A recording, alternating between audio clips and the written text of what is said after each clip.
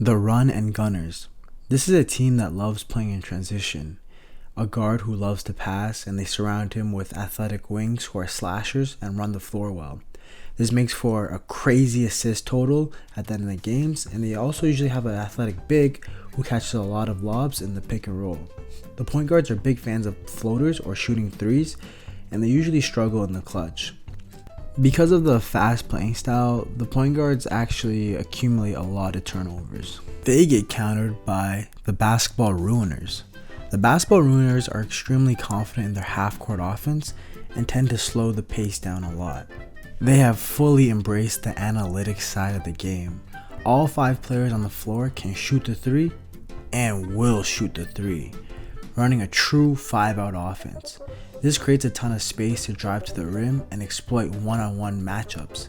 The big man pops out to the 3-point line after setting a screen instead of rolling to the basket. All the wings can shoot and defend. They love slowing the game down, knowing they have all the time in the world to isolate. Since the opposing team can't afford to help off shooters, playing this style requires a number 1 option who can go one-on-one with any defender in the league. And if the other team does decide to help, shooters will be wide open hitting the 3. And they get countered by the YMCA build. Okay, I'm just kidding. But because the YMCA build plays with such a pickup style, the other teams tend to try a little less harder. The YMCA build, usually still in the rebuilding phase, and decide to stack the roster with a bunch of point guards to see who will eventually lead the franchise. Offensively, this team is pretty deadly, with 4 playmakers who can shoot, pass, and drive. They struggle defensively due to lack of size. To counter that, they like to push the pace and try to outscore opponents, just playing however they want, YMCA style. Because everyone is taking turns being the primary ball handler, players on these teams can often be labeled as inconsistent. That's why one month you might see great stats from a player, and the next month you label them a bust. It's usually due to the coach switching the primary option. They get countered by the help side hustlers. These teams are built with great defensive wings, and the entire game plan is to stop middle penetration and trap the other team's ball handlers. Aggressive helps and traps often lead to wide open threes, but the defensive hustlers are willing to live with that. You'll see them mix in some zone coverages from time to time. They tend to overhelp on defense because their center isn't the tallest or most dominant shot blocker. So they are also able to switch everything, meaning positions 1 through 5 need to be able to guard all spots on the floor. These teams rely heavily on their defense because they lack an elite playmaking guard. They may have solid offense wings, but these players usually have to create their own looks. Without a true playmaker, they often struggle in fourth quarters. All that weak side help can't stop a 7-foot demigod, the Gravity Gang. This team features a number 1 or 2 option who's 7 foot that dominates when driving downhill. Once they get downhill into the paint, it's basically over. Even if one defender helps, it's not enough. Opponents usually need to send 2 help defenders, which leaves all the shooters wide open. They're also paired with a scoring point guard, creating a deadly pick and roll combination. If teams drop, the point guard pulls up and shoots.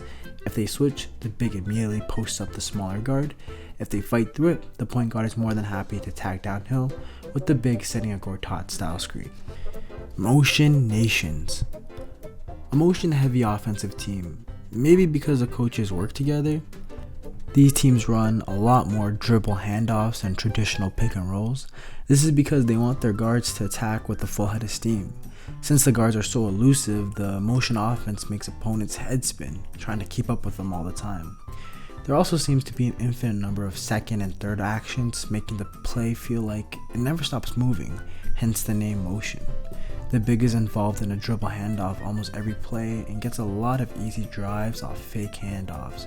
There's an insane amount of off-ball screens and flare screens to get shooters open. Defensively, because there isn't a true shot blocker, the low man clogs the paint really early. Batman and Friends. I'm not entirely sure what I was thinking with this, but this build just kind of makes sense. Cade and Ant love playing hero ball. Tobias Harris and Julius Randle are just black holes, and they have overpaid contracts. Duran and Gobert are just shot blockers that catch occasional lobs, and both teams just have a bunch of wings that can defend and sometimes shoot the 3. ISO Gang. In love with the ISO. has just a bunch of players on the team waiting for their chance to ISO the opponent.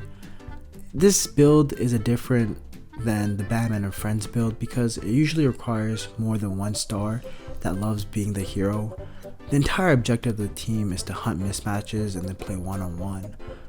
And because of that, ISO Gang does a very good job down the stretch of the games because they have so many options to go to. The IT department, my favorite build. Think the Lakers and Nuggets. These teams are powered by a supercomputer who runs the entire offense.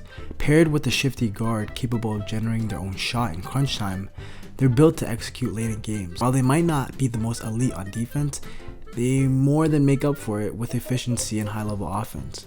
No matter what coverage you throw at them, the supercomputer makes the right read and finds the best possible adjustment. They thrive on making adjustment after adjustment after adjustment after adjustment, diagnosing and breaking down defenses like a true IT department.